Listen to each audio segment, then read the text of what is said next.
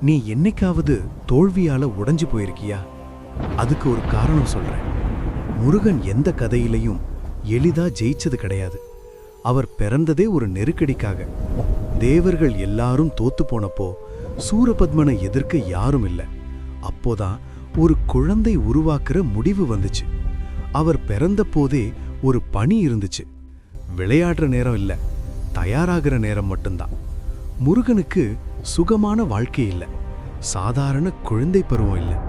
பயிற்சி, ஒழுக்கம், பொறுப்பு.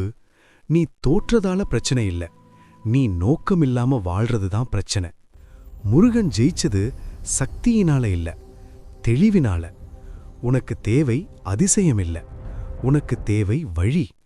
முருகன் கடவுள் மாதிரி இல்ல, முருகன் மாதிரி பொறுப்பெடுத்தா போதும். அப்போ வெற்றி தானாக வரும்.